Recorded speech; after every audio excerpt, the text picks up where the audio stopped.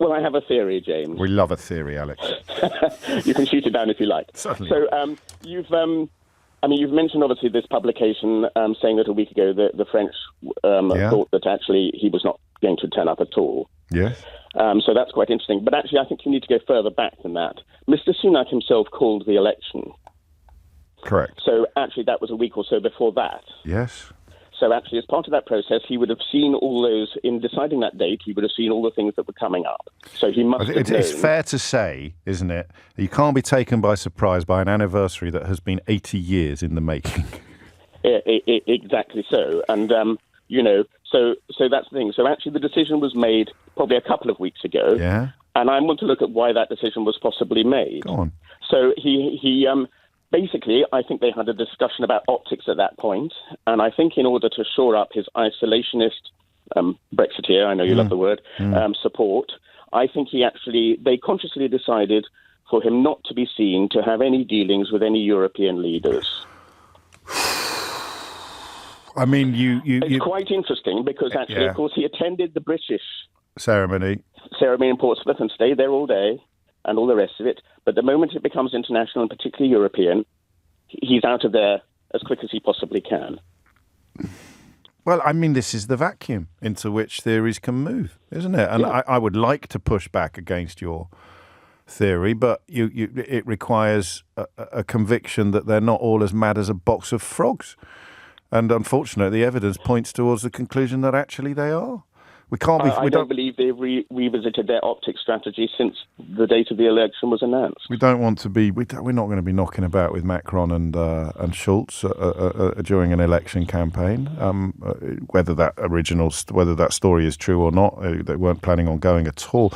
But it's such, and this is what it involves, Alex. And I don't know that I've got the confidence to say this can't have happened, because I haven't got an alternative analysis. But it means that everybody in that pod has utterly failed to understand something that I think is actually beyond obvious. The sanctity in which World War II veterans in general and D-Day in particular is held by almost the entire population.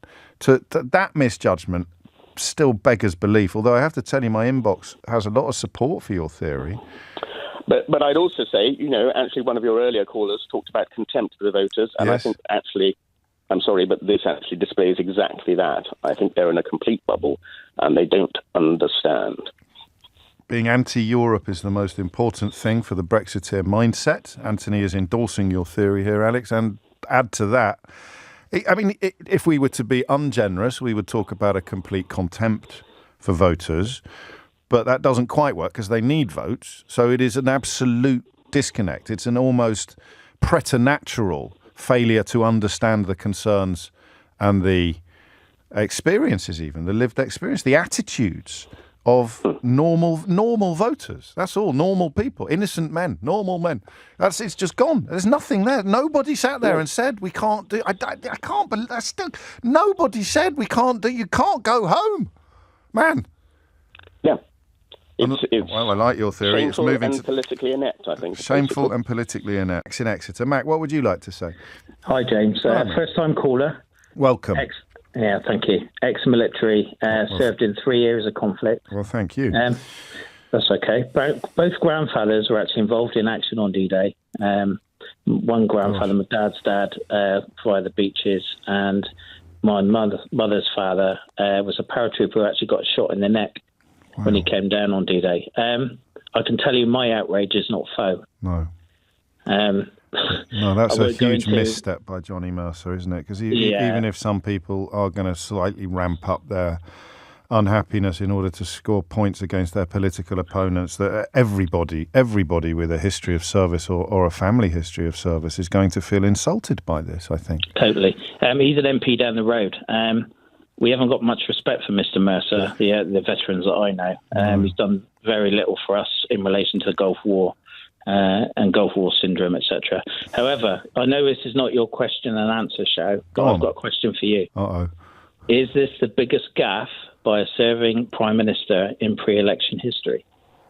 I think that's our 12 o'clock topic, Mac. Whether or not I answer it, only time will tell, but I can promise you you'll get... I may not introduce the round of applause and the Ray Liotta into proceedings today because it wouldn't be appropriate. Well, the obvious comparison would be the bigoted woman comments, wouldn't it, that Gordon Brown made in 2010 when he didn't know he was being recorded.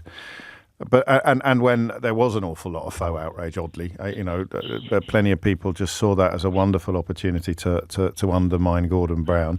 And I'd compound that with the fact that he didn't realise there were cameras when he apologised. I think it was on a BBC radio station, and this was in the days, believe it or not, before there were cameras everywhere. And the man looked broken.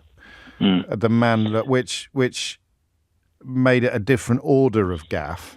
But in terms of objectively measuring offence, stroke, anger, this has got to be worse than that, hasn't it? Don't you think? What do you think? I think a lot of people that were going to vote Tory have now had their minds made up. Well, I've only spoken to one so far. It'd be interesting to see if there's any more. Were you wobbling? I've always been a Tory voter, but right. I was thinking of not this time. However, 100% not now. Yeah. You can't. I mean, I don't see how you could, frankly, and I don't know is there any explanation at all he could offer? I think I've got the clip now is coming through. Is there anything he could say that might alleviate the situation? I don't think so. Rick's in Kiverton. Rick, what would you like to say? Hi, James. Nice to speak to you again. Likewise. So I was saying to your producer on the phone, I laughed with embarrassment listening to that clip. Yeah. With him saying, "Let's not politicise it," like you just said. One of the listeners is messaging saying he politicised it by. Well, he left early to do a political interview in which he told political lies about his political opponent. But exactly. People shouldn't politicise his decision to leave early. I mean, I wonder if he realises now what a big. We're back to the question of who's advising him, Mr. Blobby and Gerald Ratner.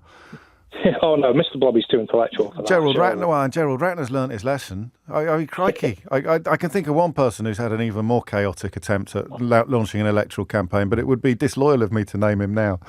Yeah, especially with Ofcom. Don't forget Ofcom will get you in trouble. One thing that I noticed as well, I said to you, it sounded like the old term, his needle was stuck in the groove. Yes. Like, this is a message. The itinerary was set weeks ago. I attended the in Portsmouth. The itinerary was set weeks ago. The itinerary was set. I spoke to the British veterans. Were they the only ones there? Nope. They weren't. No, they weren't. There was loads of them there. There was loads of different countries that represented the Allied side on D-Day, and all their leaders were able to go there. Even ones who are currently at war are still there. This is I've never done this in all the years that I've been saying this is worse than satire. I'm just checking my contacts to see if I've got Armando Iannucci's phone number, because if this was the thick of it, would it have got past the script editor? There's no way a Prime Minister would come back early from D-Day. Early to record an interview and then get into huge amounts of trouble and say, let's not politicise it. But then he also went on to say, let's not politicise it. But I've done this. We've done this with the first. Judge me on my record. Yeah, judge me on my record. We're giving this much money. I've installed a veterans minister who, quite frankly, has not brushed himself in the finest with what he said today, has he? No, he's talking about faux outrage, of course. Rick, thank you, mate. On we go. Russ is in Bangor in Northern Ireland. Russ, what would you like to say? Morning, James. Hello, Russ. Some of us aren't giggling this morning, to be honest. I know you said it, and I know it was part of your monologue, and I appreciate it. I know the context of it, but to some context of what I'm about to say, when Boris and his friends were partying in Downing Street, I was saying goodbye to my father over a iPhone as he died of COVID. Oh, I'm sorry. Sorry. Take your time. Then they made all these excuses. Then all the truth came out. So this speaks to you. These events speak to you of a similar contempt. And I'll tell you why. I'll tell you exactly why. Then Boris went. Hallelujah. Yes. The day that Rishi Sunak came to power, he said it was going to be different. He did. And although Keir's been talking all about the chaos of the Tories, I want to talk about the callousness and the contempt of the Tories. Because there are thousands of us, hundreds of thousands of us, that experienced that during COVID. And what Rishi did yesterday, and let me tell you, I own businesses and I have people who make decisions for me all the time. But if somebody puts something like that in my diary, and it happens all the time, I'm sure I would know about it, and I would say, sorry, that's a red line I can't cross. That's the bit, right, that we can't get past. Or maybe you can. You get past it with callousness and contempt, I think. Well, no, you normalise. I've read your book about how we broke Britain, fantastic book, and I'm not here to advertise for you, but thank you for writing that book. You're welcome. Thank you. And you get past it by normalising that behaviour. Yeah. And the Conservatives have normalised contempt and callousness. And Rishi, this is the old line, isn't there? Same guy, different suit. Yeah. And he lied this week 12 times to the British public. And if that wasn't bad enough, yesterday, if he hadn't already got a nail in his coffin, he did it yesterday, because there's so many people, especially in the red wall seats, who are going to look at this and say, that is a bridge too far. You can't treat people like that. And this is what this is about for me. I don't care about statistics in one way of who's going to spend what. I care about if a government cares about the people who vote for them. And the Tories have proved time and again, and Rishi has proved it again, that this government have complete and utter contempt for the people that vote for them. I think that's a very powerful contribution, and I can't argue with you, especially given the context that you provided at the beginning, for which I offer my undiluted sympathies. But I can't quite accept personally. I mean, I suppose I can't really challenge you unless I can come up with a better explanation. There isn't an explanation. No, the only explanation is you wrote it in your book at times. They've normalised their behaviour. They think what they do is normal. But I'm still shocked. Of course we're all shocked. Well, yeah, but you're quoting my own analysis back at me as a reason for why a politician has done something. And to be fair, you're right. That is very much what I feel. And you've included the lying as well. But I'm still shocked, even against the backdrop of the normalisation of callousness, moral corruption and abject dishonesty. He didn't have to do this. There's no win in it. So that's the other point, Russ. Can I speak to another moment thing that could explain this as well? Go on. It speaks to his leadership as well. Yeah. Because at some point, there must have been he must have known what was going to happen yesterday in terms of his diary. And as a leader, he should have pushed back on his comms managers, all the people saying, hey, Rishi, you're doing so this, obvious this, to you and to me and to most people. Anybody with experience of command chains or structures would just... Yes, there are points. I had a situation in my business this week where I got an email that dropped in my inbox where some of my people had made the wrong decision. At that moment, I left my team meeting and went on fixing it straight away and putting it right. Because... I am flabbergasted he did it, but I'm not surprised. Let me put it like that. Nicely put.